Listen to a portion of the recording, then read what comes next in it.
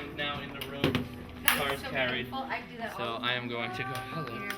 So I am going to now I go know set how up. painful it looks. Hey there. Hey there, squirrel. Hey there.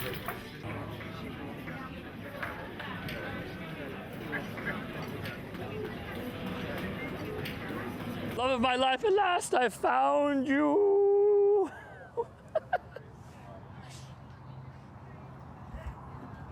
How you doing? Come here. Come here. Come here. Go.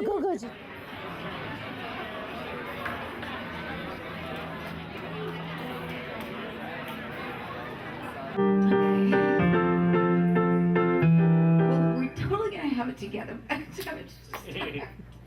We won't be able to start if you don't shut up and sound check.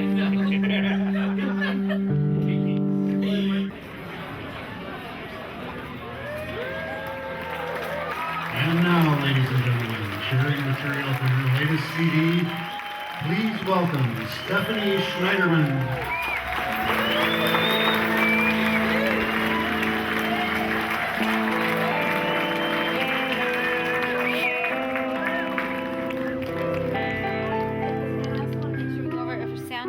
Well, one thing that's interesting about this configuration, this electronic trip-hop direction, and having Keith produce the sound, I'm used to traditional drums, traditional keys, electric guitar, me on my acoustic, and that's what I'm used to.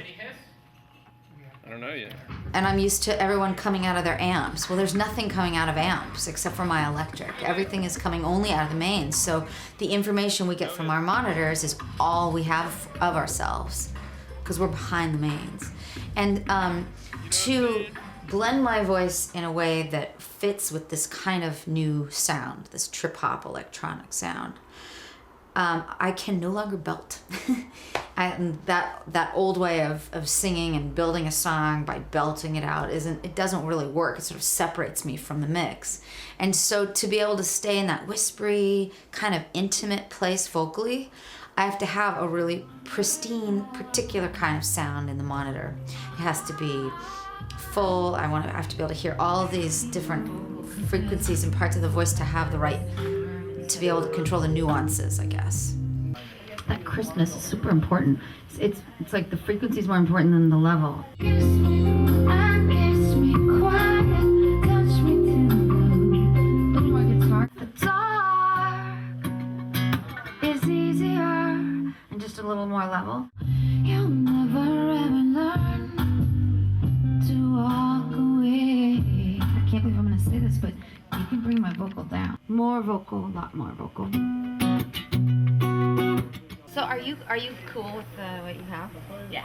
I mean, on oxygen, I usually always have to plug my ear because I'm so low, I can't hear it with everything. But other than that, I'm cool. Cool. And is it okay? Yeah. You don't have any beats in the front, right? No.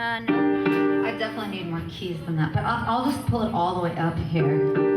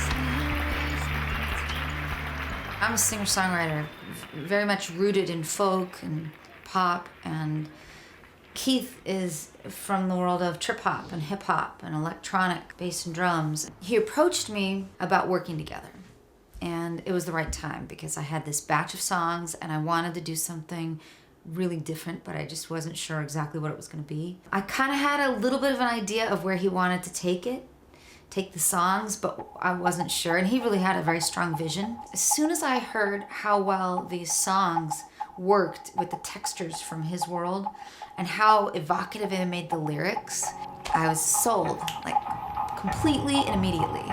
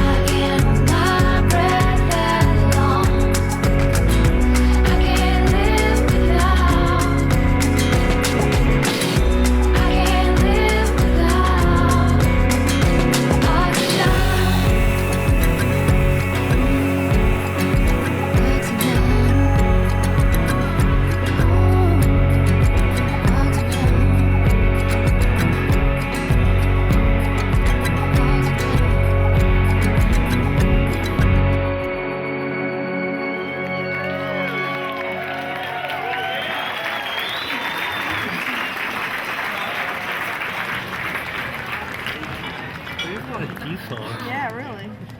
You know, half your set starts with the letter D. I like D. So you want all You can just say solo. You don't have to worry about those. See, you're so much better at this than me. Look at how good that looks.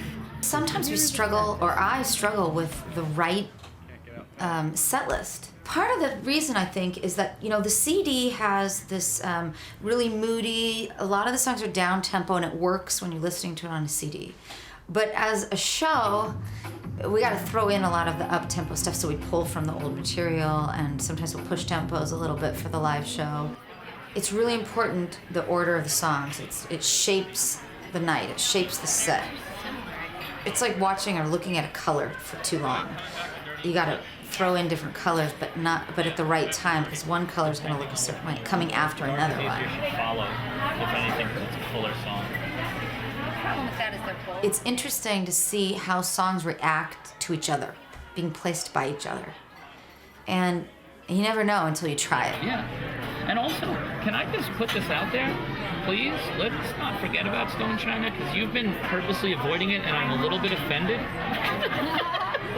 If I did, it would be solo. I'm a little bit offended because I think that cut is gorgeous, and I don't care if you do it solo or with Maybe the band. I would do Stone but China and Compressor Sunshine. I think you're cheating yourself not putting that cut in the set. Because I've always loved that song. I mean, I Solo could do or Weird band. instead of Bianca, but I feel like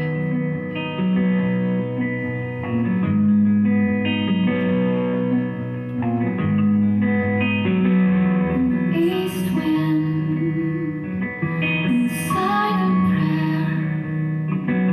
My sad heart felt you there. I felt you there.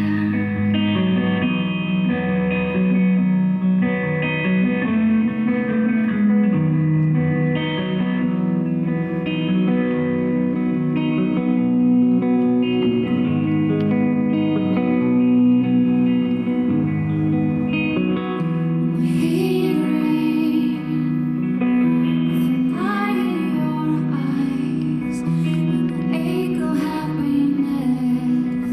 You made me shine, made me shine. Storm China, cold fire of gold.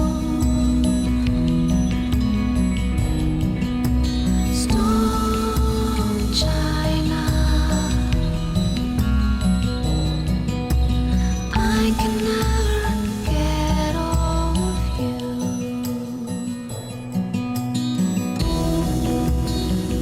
I have to tell everybody something funny. When this was at the McMinimans gig, there was a bunch of little kids in front of the stage, and they just were so excited on the didgeridoo. They couldn't contain themselves. Like, we need more didgeridoo, we need more didgeridoo. And so afterwards, Keith takes this long line of kids outside and plays the didgeridoo on the back of their neck. And they all line up, and they're just like, you know, I heard about this, actually I saw some of it. And then their moms line up. Oh, I like it. I didn't even do anything! It became like this mom mayhem.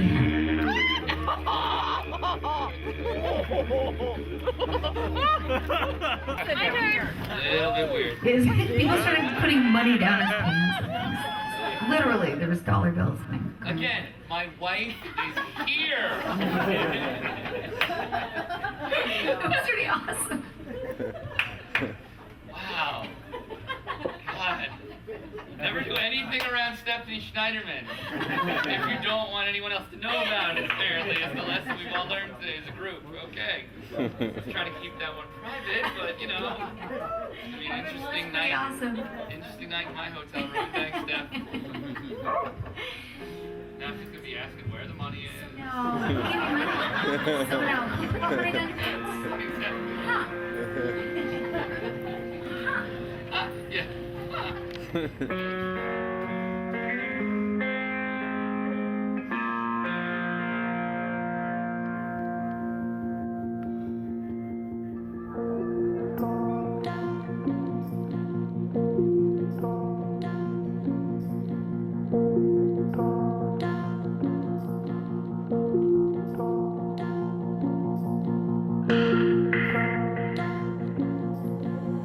Have you ever thought about it?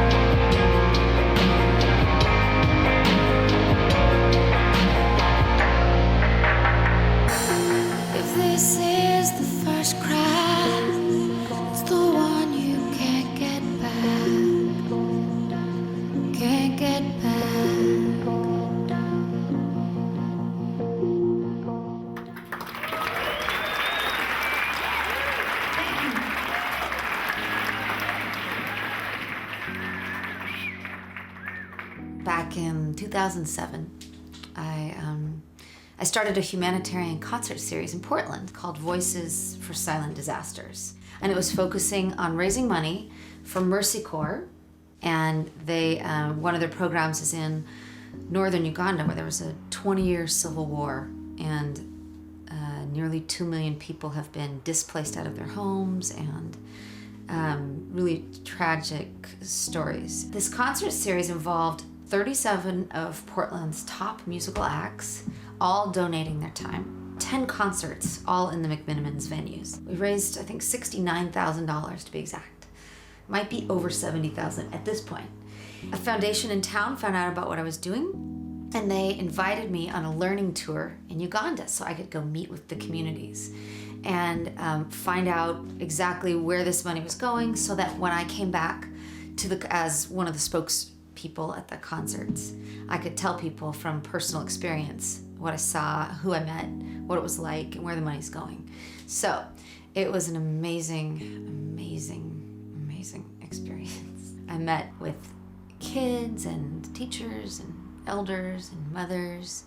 I met tons of people there, but this one woman I just felt I felt a connection with. And sometimes you have those connections and you don't know why, but they're just there.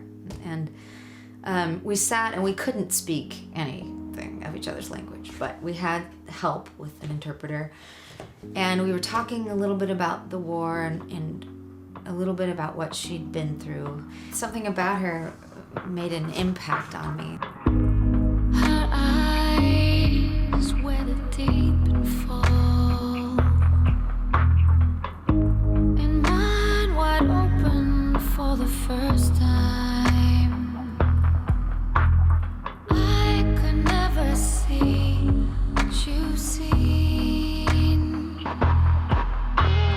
I could never. We did this really cool cultural exchange. I had my guitar with me, and so there'd be this group of people singing a song for us, sometimes teaching me a song so I could play while they sang. And then I would take my guitar and sing a song like Amazing Grace or Let It Be, something that hopefully maybe they'd heard before. And I would teach it to them. I could recognize your heart. I could recognize your heart. When I drift through the days, trying to remember your face, trying to recall your eyes, I memorize. Next to her was this little glob of kids playing, and she pulls this hand out of it, and attached to the hand comes this cute little 3-year-old, and she pointed to her heart and said, he's mine, in her language. And with your son at your side, and love in your eyes, are you stronger even then, even when I could recognize your heart? I could recognize your heart. And I drift through the days, trying to remember your face, trying to recall your eyes. I memorize.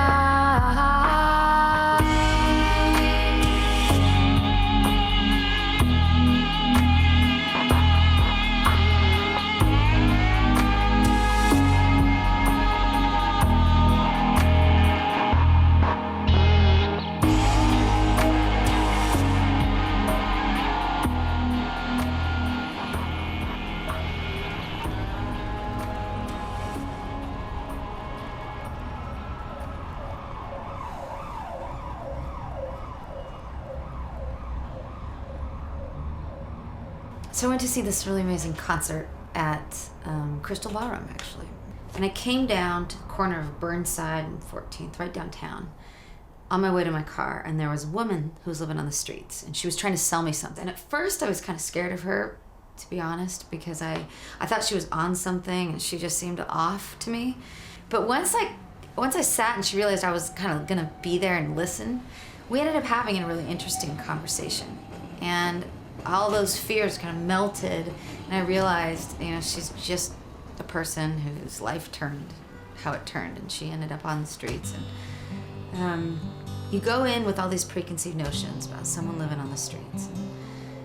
Who knows what it's like to end up on the streets without a home. And she just seemed really eloquent and really intelligent, really with it, and I loved our conversation, and we ended up walking away. I kind of walked away. I felt like a little bit different afterwards. And so I wrote the song about her. Bianca didn't have to ask. Her skin was like leather. Her eyes were like a deer. In the cold November weather, her favorite color was green. She offered up the only thing she could. Silver beads. There on a street corner in the cold November midnight, lost in the city, lost in a dark light, like a dirty postcard passed around and used. When did your dreaming end, Bianca?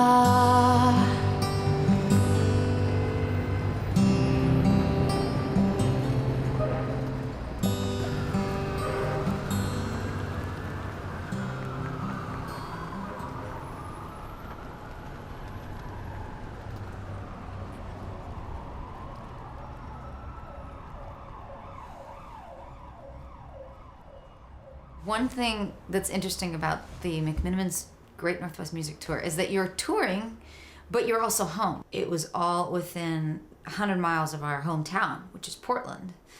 And so you get this dual world of everything you do at home, but also everything you do on the road, which was kind of interesting. And it also meant maybe a little bit less band time than we would normally have together. Like usually we live and breathe in the car. We get up and it's an 8-hour drive, and we get to the gig and we sit down and have a drink, and then it's sound check, and then we play, and then we pack back up. We go crash at a hotel and do the whole thing over again. It's just, we're always like right there. And this was a little bit different, but it was really fun. They took good care of us. There were really packed shows, and Bill was awesome to work with, our sound guy. He made it really fun and light, and he got what we were doing sonically. I thought he did a really good job. Plus he's hilarious. That's the didgeridoo. That's why they call it the didgeridoo. Someone go get a trombone quickly, because this joke can only end with a trombone. He's like, did you even notice? Play now, because I'm gonna be laughing tonight while I'm thinking of spelled that. M-W-O.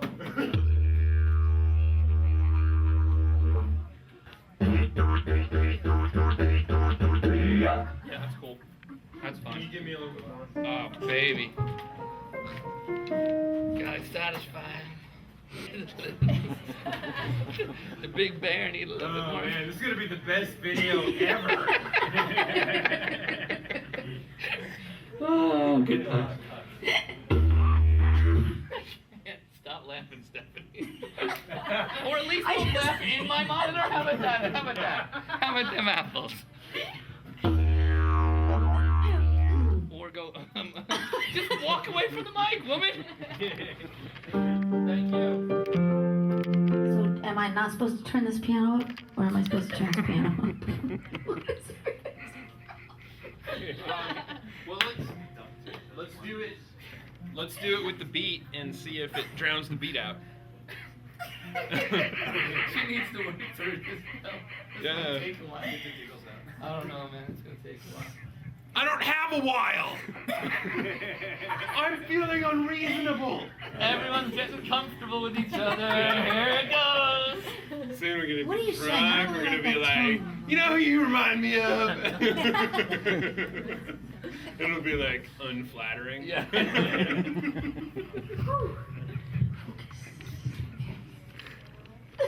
I'm just hoping that you'll mistake my doucheness for confidence.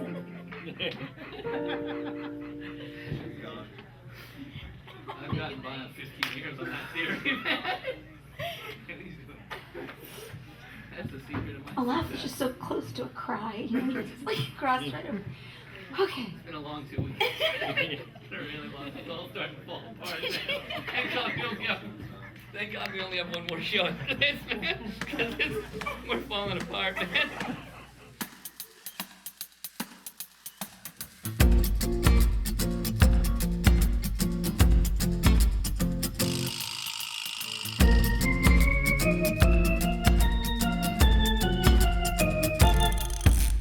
Where would I go? How would I know? Where would I stand? If you never loved me, but you didn't show, I couldn't know. You never hold my hand. Long enough for me to feel past your fingertips. They'd never linger like your lips would linger on mine. You'd lay your eyes on me, then lay goodbyes on me every time. And I charge you with this, that you really love me, and I feel it in your kiss, yes, yes, that you really love me, and you wouldn't admit to me. I find you guilty of really loving me.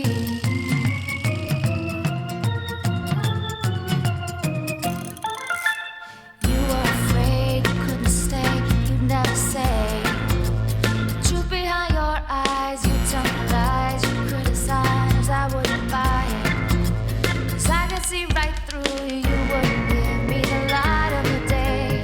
You'd only give me a night's one way.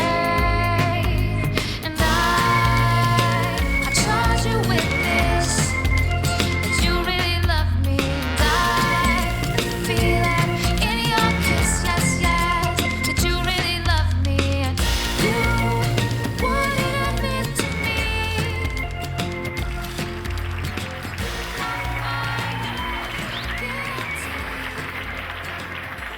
I think one of the most important things I've learned is about my tendencies as a songwriter.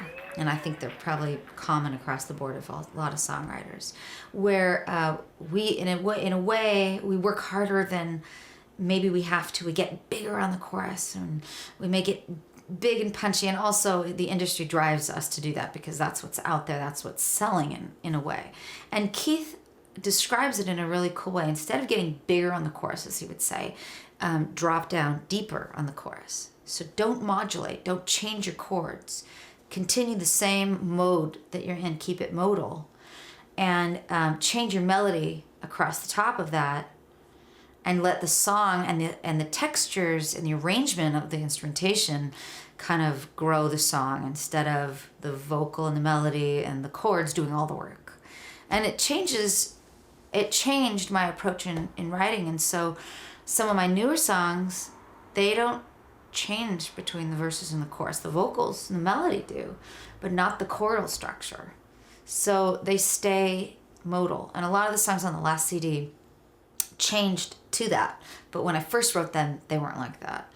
And there's a new song that I wrote, and I still don't know exactly what it's called, but it might be called Hush Now. And it's the perfect example where, except for the bridge, it really just stays the modal the whole way through. It's the air that you take when you walk in this world, the sound that you make when you take it fully. Give me claim ownership of everything. Now you're taking my time and you're wasting it. Hush now, wait for it. Hush now, for the catastrophe to rush in. You're too late for it. Hush now.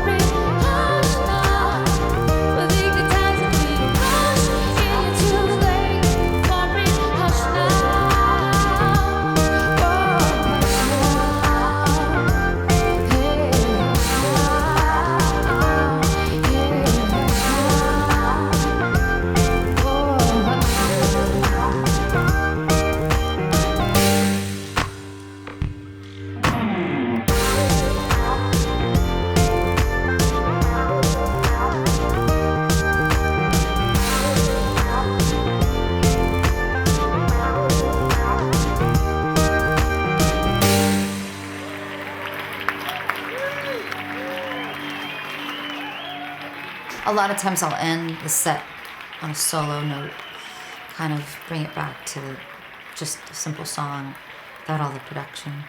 And so that is, I usually have a lot of freedom. Sometimes I break it down. I actually step away from the mic and do it acoustic, completely acoustic, if it's a room is right, like the right size. But with a moment like that, I have a lot of room to choose whatever I feel in the moment. And usually I like sad songs because they make me happy. So I should choose sad songs.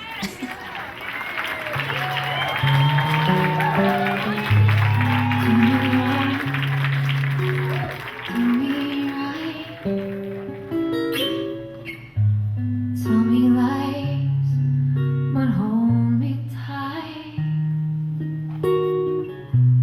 Save your goodbyes for the morning light, but don't let me be lonely tonight. Say goodbye, say hello. Sure is good to see you, but it's time to go. Don't say yes, but please don't say no. I don't want to be lonely tonight. Go away, then damn you. Go on, do as you please. You ain't gonna see me getting down on my knees. It's undecided, your heart's been divided. You've been spinning my world upside down.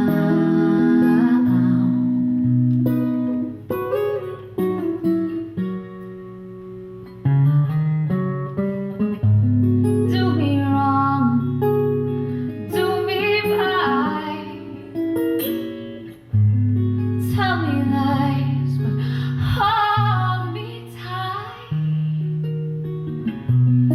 Save your goodbyes for the morning light, but don't let me be lonely.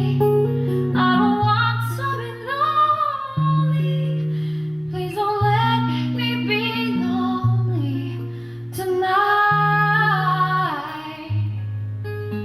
I don't want to be lonely tonight.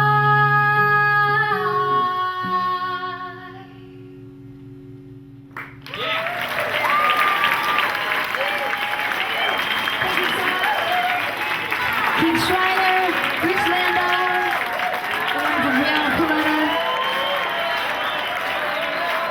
and Stephanie Schneiderman. Have a great night. Thank you.